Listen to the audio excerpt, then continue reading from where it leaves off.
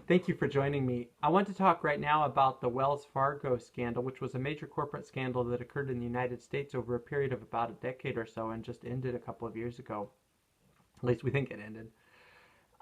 It's interesting as a scandal because it speaks especially to the topic of control over a particular corporate culture and especially also to the incentives that are present in a particular corporate culture. Basically, what happened was this.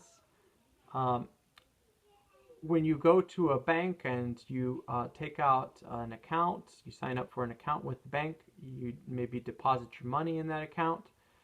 Perhaps it's a checking account or a savings account. The bank then uses that account in order to make itself money by means of its lending practices. It runs a loan book on the basis of the deposits that you place in the account.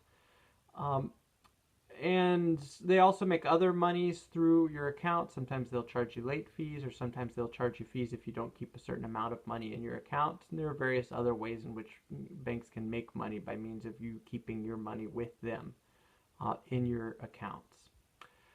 As such, it is in the interest of banks to drum up business and to try to incentivize their employees to go out and to find new patrons, new customers to open accounts with the banks.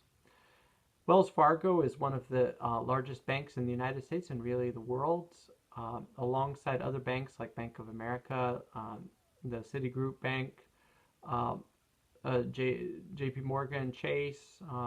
It's a very large multinational banking institution. The Wells Fargo scandal was just this.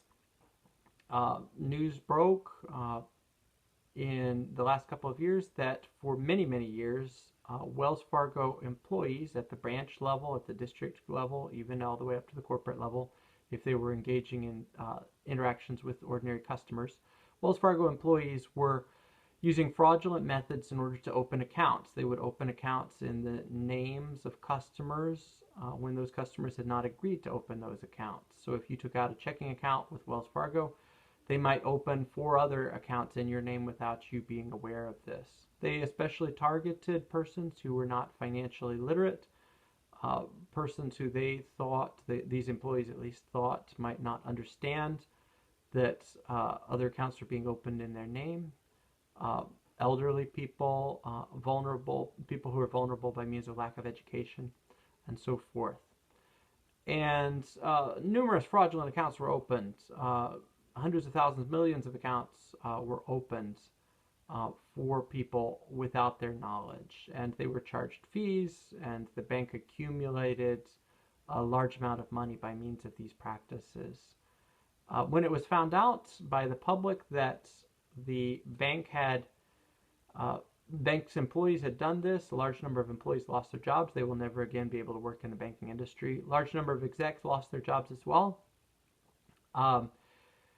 The CEO at Wells Fargo said, he asserted that he did not know that these practices were going on in his business.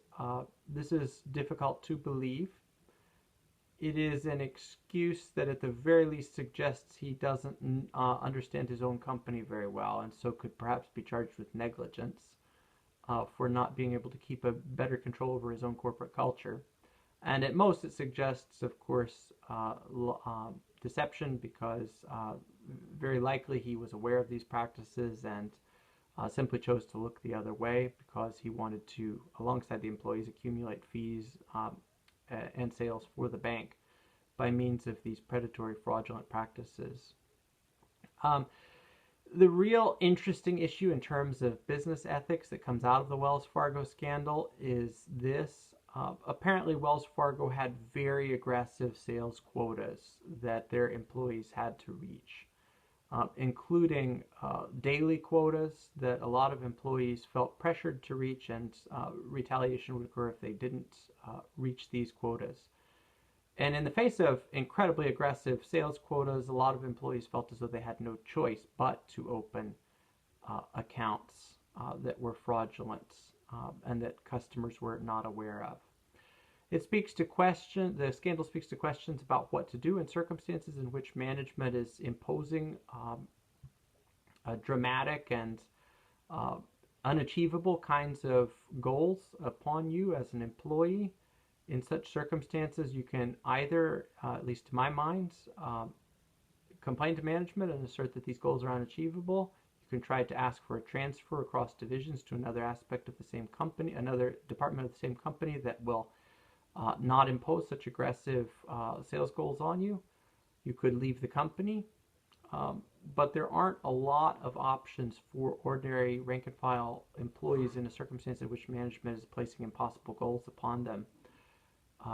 And I think that that's probably why so many, thousands actually, of Wells Fargo employees ultimately resorted to the development of fraudulent accounts in order to try to navigate the situation while keeping their jobs.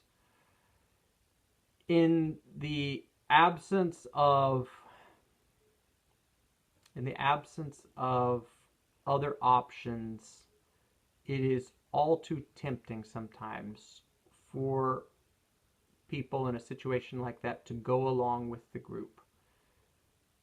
And the Wells Fargo scandal suggests, in my mind at least, the importance of having a nest egg. If you have a nest egg, something to fall back on so that if you are unemployed, you aren't immediately under a bridge facing impoverishment, you can stand up to management with greater confidence and assert more rights as an employee. At least I would think psychologically it would be possible. You can also risk the possibility of unemployment for a period of time while you try to find work elsewhere. In the absence of a nest egg, though, it is very tempting to go along with the group because you have no other recourse, financially speaking, and are essentially coerced to go along with the group, at least soft coercion, when you don't have the ability to say no to management and to face whatever risky prospects you would be facing if and when management decides to get rid of you for blowing the whistle or for complaining about the kinds of impossible practices that it's imposing. At any rate, very interesting case, Wells Fargo case, very instructive, certainly food for thought about how we should be behaving in hierarchical situations where management is impressing certain expectations upon us.